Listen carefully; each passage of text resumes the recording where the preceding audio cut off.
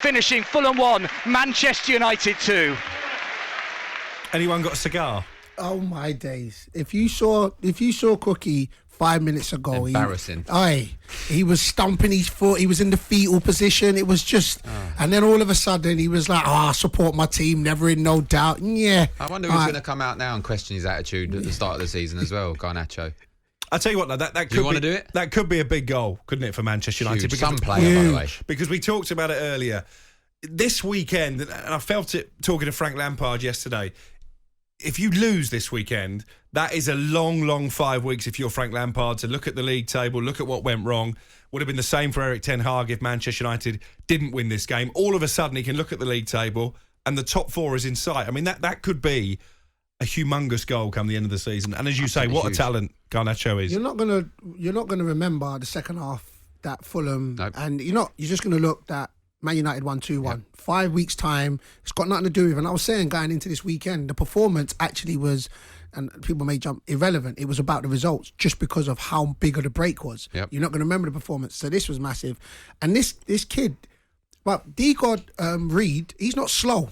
Where he came from to get in front of it and slot it at 18. Boy, this boy's got a big future. He is the next superstar. Yeah, he is the next superstar. You've seen it.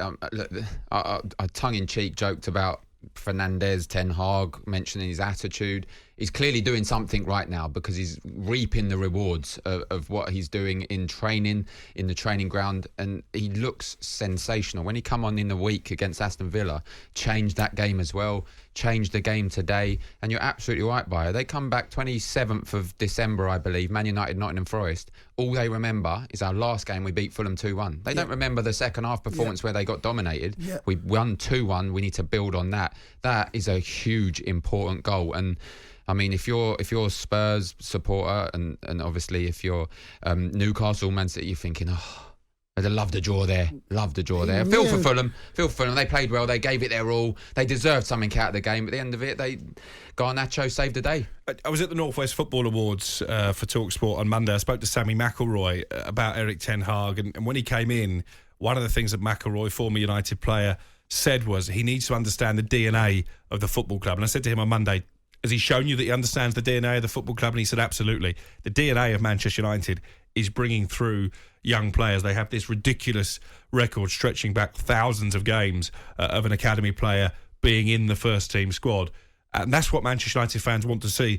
They want to see young players coming up with big moments like that. And just looking at the league table, we are now done with the Premier League, as you say, until Boxing Day. We'll be back with Game Day on talkSPORT. We've got the World Cup, of course, in between. Arsenal, top of the table. Congratulations, Arsenal fans. 37 points from 14 games. Manchester City, the defending champions, work to do. 5 points back on the Gunners. Newcastle have played 15 games. They're on 30 points. We're going to talk about them very shortly. Spurs on 29, currently in the final Champions League place. But Manchester United only 3 points back, with a game in hand on Tottenham. I'll keep scrolling. There's Liverpool, 6th in the table. Scrolling. 22 points. Scrolling. We're 4 points behind you. Man said scrolling, you know. 1 point ahead of Brighton, who've had a magnificent start as well. At the other end of the spectrum, Wolves are bottom, 10 points from their 15 games. Lopetegui will be in the dugout when the Premier League resumes. He has a huge amount of work to do there. Southampton, one off the bottom, 2 points ahead of Southampton, a point behind Forest in 18th. Then come Everton and West Ham, both on 14 points. Did we see that coming when it came to West Ham in particular at the start of the season? I think not. 03717 22 3344 is the number if you want to have your say on any of the weekend's action. 81089. You can text us and you can also tweet at talkSPORT. Pipe down, Crookie. Mind the gap, says Matt the Gooner. 11 points. I love it. I love that. I've said congratulations to the Arsenal fans. But, I mean, what have we made?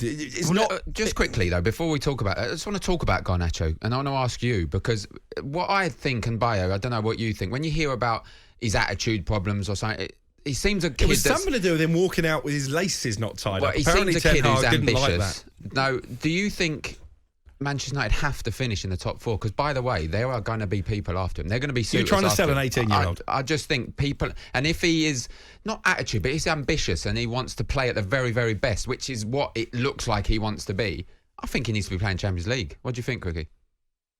I think he's in the best place for his career development. Really? Working under He's a very good coach. criticised from the manager and the club, or the captain in Fernandez, saying he's got a bad attitude. Saying he had a bad attitude. Is there anything wrong with that? That's going to go down in his head, I'm sure of it. Well, I'm getting dug out here. Because he had his laces untied. Apparently there was an issue with some shoelaces that Ten Hag didn't like. But listen, if the senior players like Fernandez have taken him under their wing and said, look, this is not going great for you at the moment, this is what you need to do, and he's taken that on board, and now he's in the first team. I don't have What's an wrong issue. with that? I don't have an you issue love Aaron with Ramsdale, that. don't I you? don't have an issue with what has happened. But what I'm thinking is, if it's in his head, I'm thinking he might be thinking, hold on, I'm playing well, I'm getting dug out after every game. Be interesting to see what they say about him after this game, whether they mention that again, because they can't keep going back on it. You had Fernandez, then you had Ten Hag. You can't have someone else saying it. Yeah. But just quickly, we love Aaron Ramsdale on this programme, correct? Yeah. We think he's a great lad. I like the player, just not the club that he plays for. Yeah. There was an incident when he was a young player at Bournemouth. Yep. And he's told me this himself. He's told me on the record. He was going to make his debut away from home against Chelsea in the League Cup. He overslept. He missed the coach.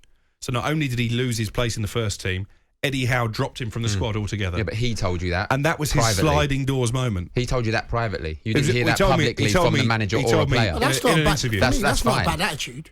That's not No, bad. but he admits himself that maybe he wasn't Yeah, necessarily doing fair things the enough. right Yeah, way, yeah. and that Okay. incident was his sliding doors moment. Here he is now. We heard him on And of Drive course. Time. He's going to the World Cup.